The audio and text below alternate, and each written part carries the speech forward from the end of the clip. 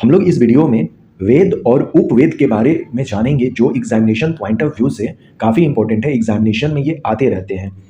यहाँ पर हमने एक टेबल बनाया है जिसमें वेद, उपवेद, ऋत्विक, ऋत्विक का मतलब पुजारी होता है, और उस वेद में क्या संकलन है। हम जानते हैं कि हमारे पास टोटल 4 वेद हैं, और जो सबसे पुराना और प्राचीनतम वेद है वो ऋग्वेद है।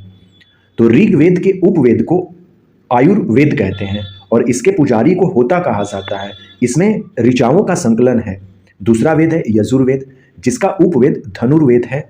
इसके पुजारी को अध्वर्यु कहा जाता है, और इसमें यज्ञ, कर्म जैसे सूक्तों का संकलन किया गया है। तीसरा वेद है सामवेद। सामवेद के उपवेद को गंधर्व वेद कहते हैं, और इसके पुजारी को उद्गाता कहते हैं, और इसमें गीतों का संकलन किया गया है, अर्थात कि म्यूजिक का। चौथा वेद है अपना अथर्ववेद। इसके उपवेद को शिल्प वेद कहा जाता है, और इसके जो पुजारी हैं वो ब्रह्मा हैं, और इसमें तंत्र मंत्र, रोग निवारक जैसे उपायों को संकलित किया गया है। 4 वेदों में से ऋग्वेद, यजुर्वेद और सामवेद को कलेक्टिवली एक साथ ही वेद त्रयी कहा जाता है। यहाँ पर त्रयी का मतलब 3 है, अर्थात कि 3 वेदों का संकलन जो है, मतलब कि ऋग्वेद, यजुर्वेद और सामवेद के लिए एक वर्ड जो है वो है वेद त्रयी। तो ये भी कई बार क्वेश्चन पूछा गया है कि वेद त्रयी में कौन कौन से वेद हैं।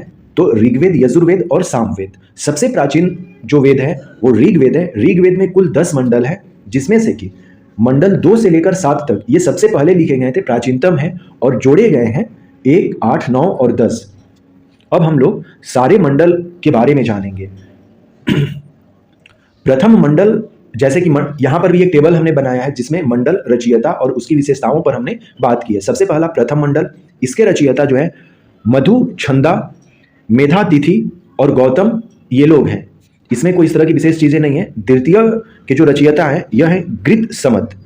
तृतीय के रचयिता विश्वामित्र हैं, और इसमें गायत्री मंत्र को लिखा गया है। चतुर्थ वामदेव इसके रचयिता हैं, इसमें कृषि के बारे में बात की गई है। पंचम अत्रि के द्वारा लिखा गया है। षष्ठम भारद्वाज के द्वारा लिखा गया है। सप्तम जो मंडल है इसमें वशिष्ठ की जो रचनाएं हैं वो इंक्लूड की गई हैं, और इसी में 10 राग या 10 राजा की जो युद्ध है उसको इसमें लिखा गया है, उसका वर्णन किया गया है सप्तम मंडल में।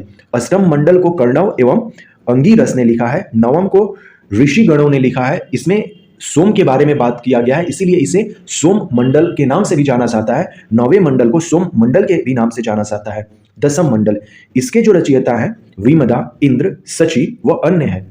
इसमें पुरुष सूक्त के बारे में बात की गई है, जिसमें चारों वर्णों ब्राह्मण, क्षत्रिय, वैश्य, शूद्रों का वर्णन हमें देखने को मिलता है। तो सबसे पहले ऋग्वेद के 10वें मंडल पुरुष सूक्त में हमें चारों वर्णों का संकलन जो है या लिखा हुआ जो है वहां से मिलता है। तो कई बार ये क्वेश्चन पूछा गया है कि चारों वर्णों का सबसे पहला जो है साक्ष्य हमें कहां से मिलता है, तो पुरुष सूक्त से मिलता है। और ये पुरुष सूक्त जो है और कुछ नहीं है, ये ऋग्वेद का ही 10म मंडल जो है वो पुरुष सूक्त कहलाता है।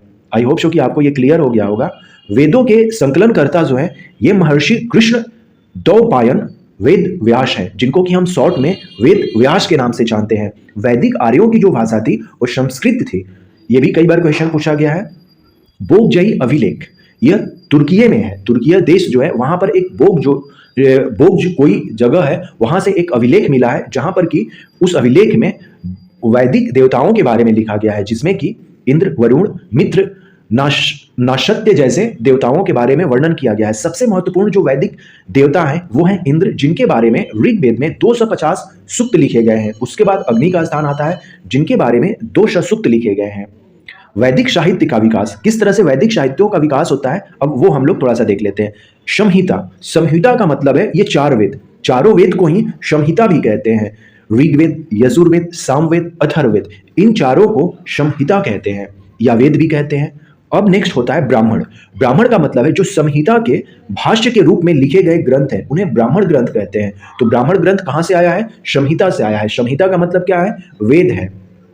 आरण्यक, आरण्यक का मतलब है ब्राह्मण ग्रंथों के परिशिष्ट है, इनकी रचना वनों में हुई है। आरण्यक, आरण्य से मतलब ही है वन, तो ये वनों में रचना की गई है। और फाइनली आता है उपनिषद। उपनिषद जो है आरण्यक का विशिष्ट भाग है, ये भारतीय दर्शन के स्रोत है। उपनिषद के बारे में हम लोग जानते हैं।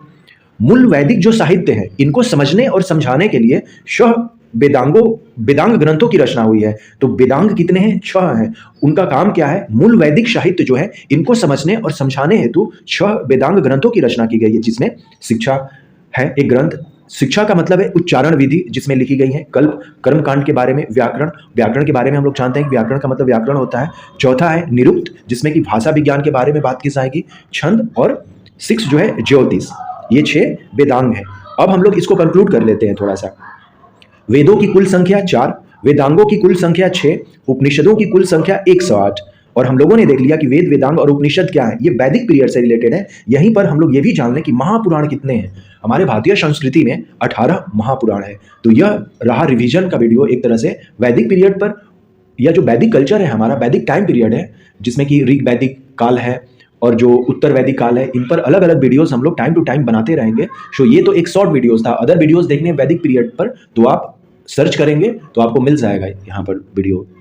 सो थैंक्स एंड टेक केयर। मिलते हैं फिर अगले वीडियोस।